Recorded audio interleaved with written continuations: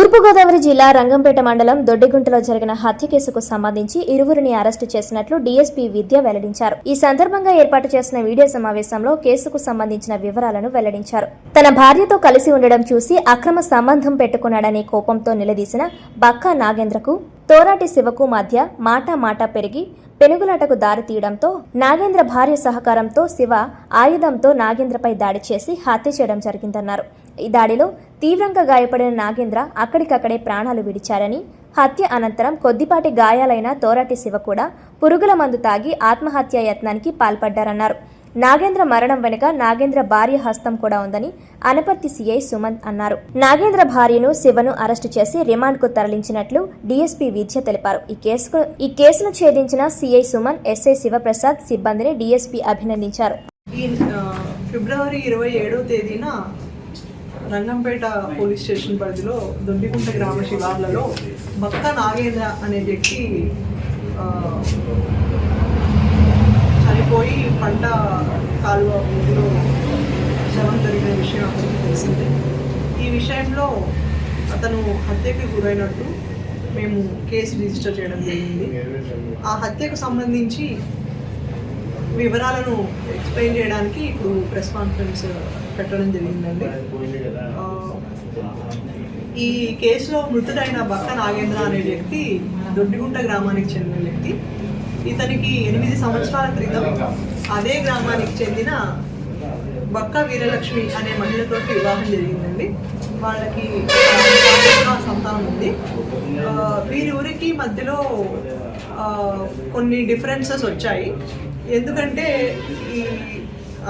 ఈ కేసులో దర్యాప్తులో మాకు తెలిసిన విషయాలు ఏంటంటే ఈ వైఫ్ ఎవరైతే ఉన్నారో బక్కా వీరలక్ష్మి అనే ఆవిడ ఒక ఎక్స్ట్రా మ్యారిటల్ రిలేషన్షిప్లో ఉండటం వల్ల, తోరాటి శివ అనే వ్యక్తితోటి ఉండటం వల్ల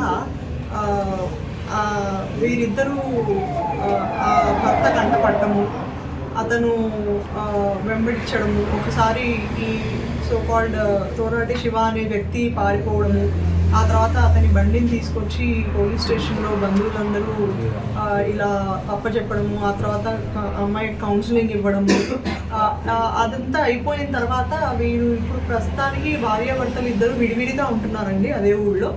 కాకపోతే మళ్ళీ ఇతను ఎవరైతే తోరాటి శివ అనే అతను ఉన్నాడో నల్లమిల్లికి చెందిన వ్యక్తి, ఇతను మళ్ళీ ఆవిడని కలవడానికి వాళ్ళ ఇంటికి వచ్చినప్పుడు వారి భర్త అది గమనించి ఒక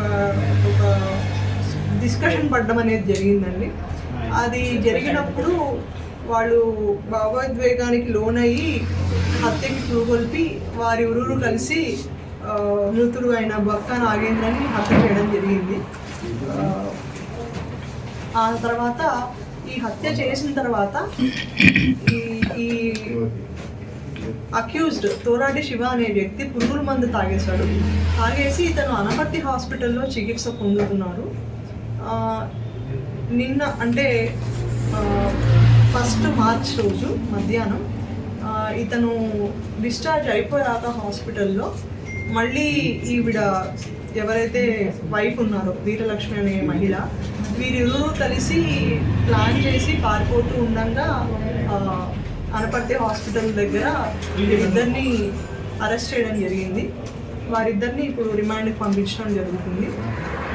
ఈ విధంగా ఎక్స్ట్రా మ్యారిటల్ రిలేషన్షిప్స్ వల్ల, సెక్షువల్ జెలసీ వల్ల మర్డర్ జరగడం అనేది సొసైటీలో చాలా బాధాకరమైన విషయం. ఈ విషయంలో ఈ కేసు చాలా ఫాస్ట్గా సాల్వ్ చేసిన రంగంపేట ఎస్ఐ గారికి అండ్ ఇన్వెస్టిగేషన్ ఆఫీసర్ అయిన అనపర్తి సిఐ గారిని మరియు మా బృందాన్ని మాకు అన్ని వేళలా సపోర్ట్ ఇస్తూ మాకు ఇన్స్ట్రక్షన్స్ ఇచ్చి ఇన్వెస్టిగేషన్ బాగా చేయడంలో మాకు గైడ్ చేసిన మా జిల్లా ఎస్పీ గారైన నరసింహ కిషోర్ గారికి నేను కృతజ్ఞతలు తెలుపుతూ మా స్టాఫ్ని అభినందిస్తున్నాను. Thank you. ఎలా చంపారండి వీళ్ళిద్దరు? ఇన్వాల్వ్ అయ్యి చంపారా, లేకపోతే వాడే చంపాడా, లేకపోతే ఈమె చంపిందా, లేకపోతే అంటే కత్తులతో చంపారా, ఎట్లా చంపారు? గమనించినప్పుడు డిస్కషన్ పడ్డారండి. ఇంకా ఈవిడ అంటే వాళ్ళు పోయినసారి దొరికినప్పుడే ఇంకా నెక్స్ట్ టైం దొరికితే ఇంకా మనం వదిలిచ్చేసుకుందాం ఆయన మైండ్ సెట్లో ఉన్నారు. ఈసారి దొరికినప్పుడు ఈవిడ ఏంటిది ప్రతిసారి అని చెప్పి ఈవిడే కత్తి తెచ్చిచ్చేసింది. ఈవిడ తెచ్చిచ్చేసింది. అతను అటాక్ చేయడానికి ట్రై చేస్తే భర్త లాక్కున్నాడు. లాక్కొని ఇతన్ని వెంబడించాడు. ఈ సిచ్యువేషన్ అంతా ఎక్కడ జరిగింది అసలు కరెక్ట్గా? ఇంటి దగ్గర నుంచి అలా వెంబడిస్తాడు అనమాట. ఎవరైతే డిసీజ్ ఇప్పుడు అమ్మాయి ఉంది కదా, భార్య వాళ్ళ అమ్మమ్మ గారి ఇంటి, వాళ్ళ అమ్మగారి ఇంటి ఉంది. అక్కడ అమ్మాయి విడిపోయిన తర్వాత భార్య అమ్మమ్మ గారి ఇంటికి వెళ్ళిపోయింది. అక్కడ ఉంటుంది. వీడు అక్కడ కూడా వచ్చాడు. అక్కడ కూడా వచ్చాడు. భర్త గమనించి రాత్రి ఫ్రెండ్స్ కూడా లేపాడు. అర్ధరాత్రి వాళ్ళ మావాడు మా ఇంటికి వచ్చాడు, మా మిస్సెస్ తో పాటు ఉన్నాడు, మాట్లాడిన పాటు అని చెప్పాడు.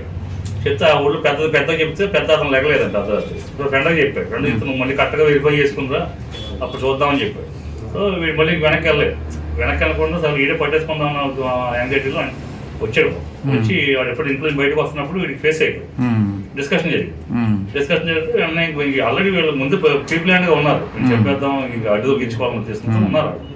వెంటనే భార్య వెంటనే వీడికి కత్తి ఇచ్చింది. ఇంట్లో ఉన్న మామూలు కత్తిలో ఉంటాయి కదా, కత్తి ఇచ్చి ముందు అని లేపేయమంటే వాడు అటాక్ చేయకపోతే వీడు లాక్కున్నాడు. భర్త లాక్కుని వాడిని వెంబడించాడు. ఆల్రెడీ ఒకటి వేసాడు, వెనకాల తెగింది. వీటి మీద కూడా అక్కడెక్కడ 2 దెబ్బలు పడినాయి. అక్కడి నుంచి తోడుకుంటే ఎక్కడికి వెళ్ళాడంటే వీడి బండి ఎక్కడ ఉంది, బండి వెనకాల పెట్టి వచ్చాడు. అక్కడ వెనకాల ఎక్కడ చనిపోయాడు అక్కడే బండి పెట్టి వచ్చాడు. అది పరిగెట్టాడు. వెనకాల ఈ అమ్మాయి కూడా పరిగెట్టింది. ఈ అమ్మాయి పరిగెట్టింది, వీళ్ళందరూ వెనకాల భర్త వెనకాల ఈ అమ్మాయి కూడా పరిగెట్టాడు. అక్కడ బండి ఎక్కుతుంటే ఇంకా లాభం నేను చంపేస్తాను తీస్తున్నాడు. అడిగి చేశాడు. ఇంకా కత్తి గట్టి పట్టేసుకున్నాడు. కత్తి పడి గట్టి పట్టేసుకున్నాడు. వాడికి 3 ఏళ్ళు తెగిపోయింది. వాళ్ళకి ముద్దాయి తెగిపోయింది కానీ వదలలేదు. భార్య కూడా వచ్చింది కాబట్టి ఇద్దరు కలిపి ఏం చేశారంటే ఆయన బురదగుండలోకి వెళ్ళి పక్కన బురదగుండలో పడిపోయారు. పడిపోగానే కత్తి మళ్ళీ చేతిలోకి వచ్చేసి ముద్దాయి చేతిలోకి వచ్చేది. వీడే బోర్లంగా ఉన్నాడు.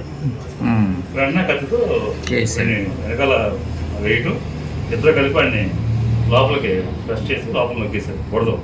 బురదలో ఉండిపోయింది కదా బాడీ, ఉండిపోయింది. అది జరిగింది విషయం. మీ అత్తగారి ఇన్వాల్వ్మెంట్ ఏమైనా ఉందండి? అత్తగారు అత్తగారు మాంగారు కానీ మాంగారు ముందే వచ్చేసి వెళ్ళిపోయాడు. అత్తగారు అంత కూడా ముసవాళ్ళు అమ్మను కూడా వాళ్ళని ఇన్వెస్టిగేషన్ చేశారా? ముసలి ఇన్వెస్టిగేషన్ జరుగుతుంది. కంప్లీట్ అవ్వదు. ఇన్వెస్టిగేషన్ జరుగుతుంది ప్రస్తుతం. అయితే వీళ్ళిద్దరూ మనకి ముద్దారు వీడి పురుగుల మంది ఎందుకు తాగాడు పాపం?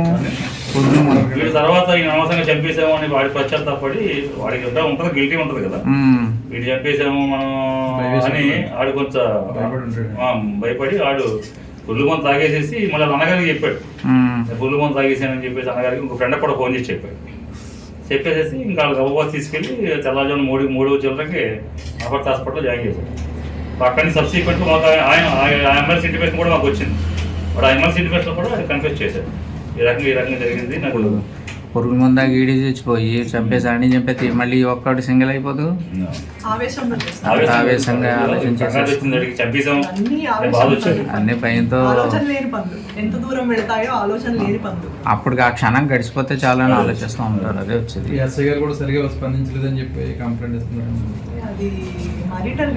అది చట్ట ప్రకారం మనం ఏం చేయాలో అది చేసేది. ఏ marital dispute లో అయినా కౌన్సిలింగ్ ఇస్తాం.